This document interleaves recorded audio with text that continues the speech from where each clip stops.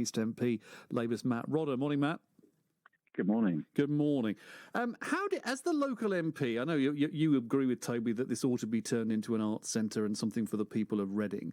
How do you go about pursuing this when we have another new government? We've got a new Prime Minister in Rishi Sunak, a new Justice Secretary in Dominic Raab. How do you try and get it back in, somewhere near the top of their inbox? I think you just have to keep badgering them. And the points that you made earlier are absolutely right, that we get a level of interest, but then it sort of drops off. And my suspicion is that this is being slowed down by staff, civil servants in the ministry, who are just being very, very cautious. And so my job now is to go back to the new government. I did write to Liz Truss, but obviously she wasn't in power for very long. So my next step is to write to Rishi, start with him, and then work my way through the hierarchy and talk to Dominic Raab and the relevant prisons. The prisons minister is now Damien Hines, who's from Hampshire, so at least he's sort of local. So we've got a bit of an opportunity there.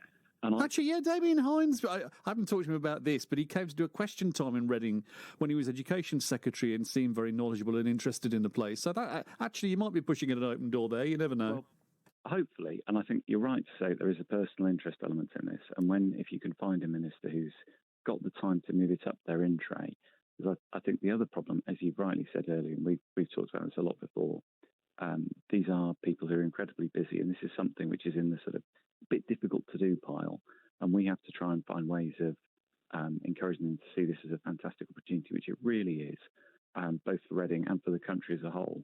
And as Toby was rightly saying, this could generate huge excitement in the area, lots of employment. It could bring lots of tourists in. It also links to the connection between Reading and London with the Elizabeth line. So suddenly, for people in West London and along that line, Reading town centre is much easier to get to. So there's also a large number of people within easy reach as well. And I mean, just to kind of like lift a little bit more on how Westminster works, even if you can engage a busy minister or secretary of state or prime minister in this subject, what is it then about the civil servants that holds it up? It sounds like an episode of Yes, Minister. Well, let's hope it isn't. But so far, we have had moments when it's like that. And I think the problem seems to be around procurement and how they run it. So at the moment, some staff in my office are looking into exactly some sort of further detailed levels of understanding how the MOJ procures things. But they've run a procurement process, and it seems as though only one developer is still in that. And at best, that developer is probably half interested because they realise that this site is difficult to develop. And obviously, we're putting forward an alternative vision with the council. So it's really how we can promote that and really explain to the MOJ that this is in their long-term interest as well as being in the country's interest. So I'm trying to get back in at that level of detail, as well as setting up meetings with at a political level. There's obviously a possibility that in the next couple of years, Sir Keir Starmer, your leader, could be Prime Minister. Is it time to start working on him? Well, I have been. So far, not with Keir, because I took it to Steve Reid, who's the Shadow Justice Secretary, who's really interested in it. So I'm working on our team as well, obviously, as you can imagine. So I think what it needs is just more political work, but also some underlying business arguments and looking at the procurement process. Toby's doing a fantastic job of promoting the art side of it as well, which is so vital.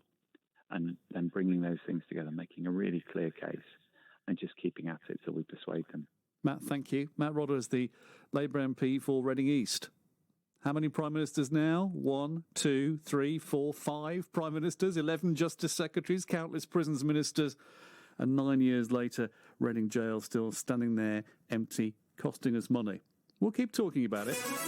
7:23, here's Mandy O'Neill.